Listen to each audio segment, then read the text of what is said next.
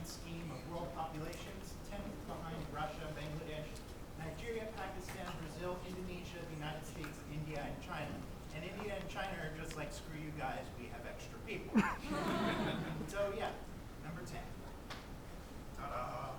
Now, this may seem to be all fine and dandy, but there are a couple of problems. One is that 98.5% of Japan's population is native born. There is only 1.5% that is foreign born or classified as foreign born. So, unlike other industrialized nations that have a lot of immigration, this is kind of exacerbating some of the population issues they're having. This is the ratio of men to women. It's pretty even. Japan is 54% women. So it is a little bit balanced towards their side. And oddly enough, it is 23% people over 65. That's a lot of old people. So yeah, there are alarm bells going off all over the ministry like, holy shit, dude, that's a lot of old people. Especially considering it used to look like this. And then before that, it looked like this. The population is aging really quickly.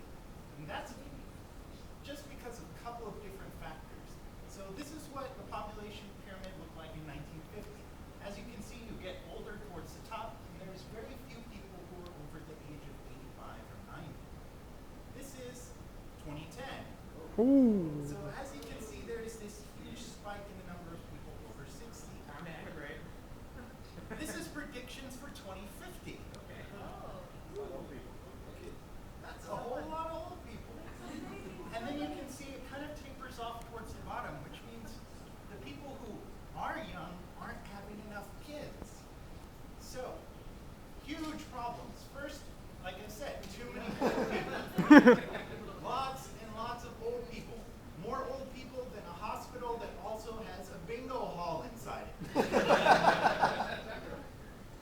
So, naturally, this is going to happen a lot in the next couple of decades. So this big old block is going to die, all at the same time, pretty much. Yeah, that's a little bleak, but this actually came out of the Ministry of Health. So the Ministry of Health has estimated that by 2060, the population of Japan will have dropped by as much as 30%. That is a full 1/3 of your population just keeled over. It's like the Black Plague all over again. So, this is what the population projections look like. As you can see, it is already starting to take a pretty steep nosedive, and it's only expected to get worse. So, next, there are too few young people. So, modifying our graph from earlier, that little slice is the people under 14. So, the rest are somewhere in between. So, there is not a lot of this population replenishment that's happening. This is a stable population. Every family has exactly 2 kids. No more, no less. You're perfectly stable. This is about the average for the industrialized world, is you have 1.5 kids per family on average. Don't ask me how that's possible. But anyways, they make up for it with immigration, because just statistically, immigrants have more kids. This makes up for it. You get a population that may be shifting in demographics, but is still relatively stable. Now, in Japan, it looks like this. They have about 1.2 or 1.3 kids per family. Having arms. Essentially. Some families get a hand, some get like part of a torso. It all averages out in the end. But they also don't have the immigration numbers to kind of keep their population replenishment going. So this is also a huge problem. Family planning has become so common in Japan that if you don't want to have kids, you sure as fuck ain't gonna have kids.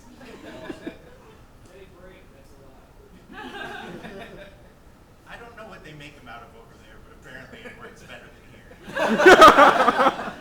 Story to tell you. So, you can see the birth rate and the death rate. Birth rate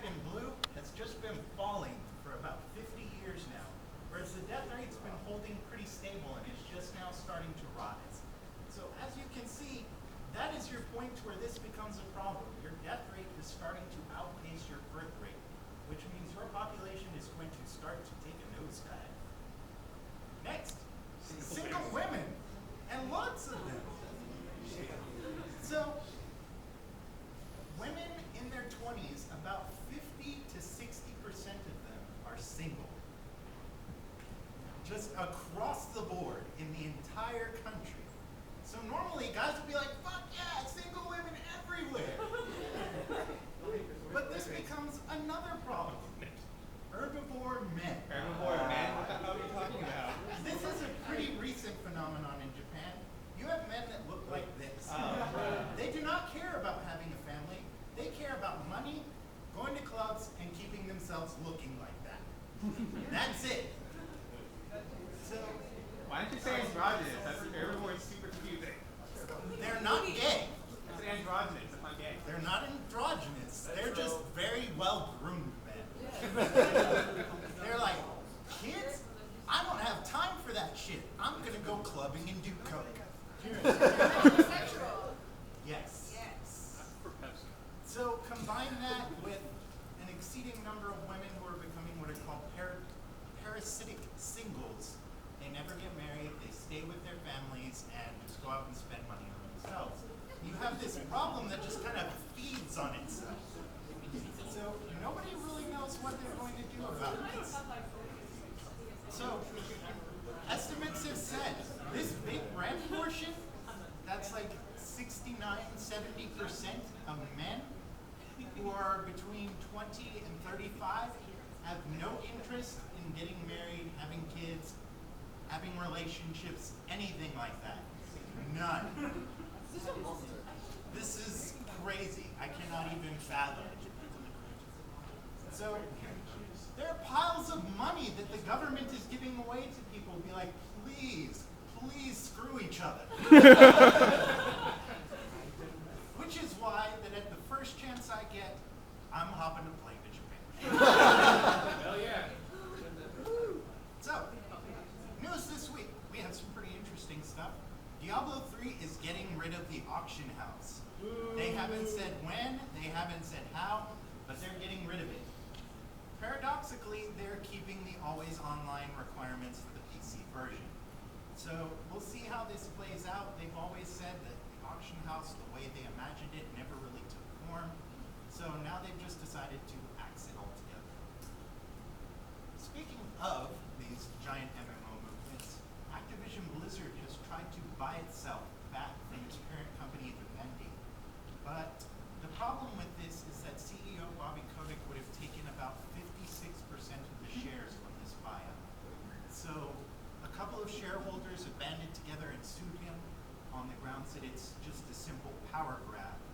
So in the meantime, the legal status of the company is still kind of up in the air while we get all these lawsuits sorted out. It'll probably eventually happen, but not as fast as they thought. Writers from Telltale and the lead designer from Clay, who designed Mark of the Ninja, have formed their own studio called Campo Santo, with the goal of revolutionizing the horror genre. So, stealth horror games.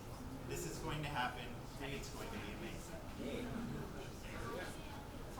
In sad news, former Nintendo president Hiroshi Yamauchi died at the age of 85. He had a very complicated case of pneumonia, and all across Nintendo, there are memorials going up for him and things like this. He was, I believe, the 22nd richest man in the country, and he owned about 1/3 of Nintendo stock. So, Where does that lots of go? money. Legitimate question, who's that go to now? I'm actually not sure. I know that his family still has regency over most of his estate, so they'll have to decide how things get divided up, whether certain shares go back to the company or not. So it may end up that the market gets flooded with some of his shares, and that would be bad for a company that's already bleeding money. So we'll see how this plays out. Square Enix continues to do interesting things. They've finally announced a release date in general for the 10 and 10 2 HD re-releases. They gave the general date of winter. So That's it is always. So whatever that means, whether they mean winter now, winter in the future, who knows? What they mean to is that Ferocity's gonna come to your door and barter it if the game for you. And to kind of distract people from all the flailing in the company that's going around, they are releasing some really impressive trailers at Tokyo Game Show right now. They blow my mind. They look beautiful, but I have doubts about whether the story and everything else is going to be up to snuff. So we'll wait to see until some more substantial news comes out of this. Then pretty pictures. Pretty big. In other news, Monster Hunter 4 has sold 4 million copies in 4 days on sale in Japan. That would be People are neat. just buying it so quickly they cannot keep it stocked on the shelves. And considering it's a 3DS title, that is pretty impressive. Yeah. So they have not yet announced a United States or European release date, but there are no doubts that it will be making its way here. Thank God. And speaking of selling ridiculous numbers of things, GTA 5 just kind of laughed at that. It's sold 5 million copies in 24 hours.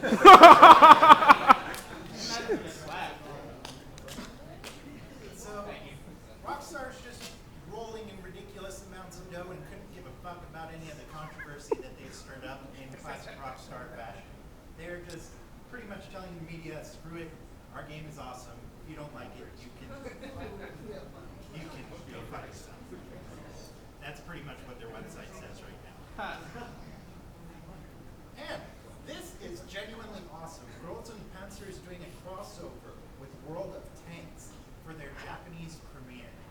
Wow. So the game is appearing on Japanese servers for the first time. So what they did is they got the most appropriate manga crossover ever. So it's essentially an extra volume that gives out instructions for playing the game and is ridiculously adorable. Plus, there are appearances by Hitler and Stalin. Yeah, that's it. They're having We need to watch it. The Attack on Titan manga series has hit 20 million volumes sold in Japan. It is one of, I believe, 11 series in the company's history to sell that much since they started keeping track. It is selling ridiculously well. And there's talk within certain circles, like spin-off series and stuff like that, but the author is not saying anything. So for now, they're just unsubstantiated rumors. Funimation is considering doing sub-only releases, no dubs on some of these. It's just an experiment for right now to see how well it will sell. And they're hoping that by doing this, they'll be able to bring more titles to the US more quickly. Yeah. So on the upside, you'll be able to get a lot of official releases very fast. On the downside, that does mean that free streaming will probably kind of sink down as a lot of the rights to these more obscure series get bought up very quickly for sub-only releases. So kind of got to take the good with the bad. And Aniplex has snagged the rights to Orishura and the Good Red Operation after these got pretty popular in streaming. So they now have rights to these, and the box sets, I believe, are scheduled for release in January. So pretty soon. And the second season has been greenlit for the Magical Girl series. Big Kai Liner Prisma Iliad. If you have not seen it, it is ridiculously awesome. So many explosions. So, if you like magical girls and you like them beating on things and you like explosions, go watch. Do it. Yes. Big, small ones, laser beams, any kind of explosions. If it's made of energy, serious answer. This happens. Cameron has gotten his own figurine. So a couple of different artists have been getting figurines lately, and this is the latest one. It's based off of one of his music videos, and it is about yay big, and it's ridiculously adorable. So you can get a couple of different versions, but this is the standard. So, I had weird Japanese things last week, so this week I have awesome Japanese things.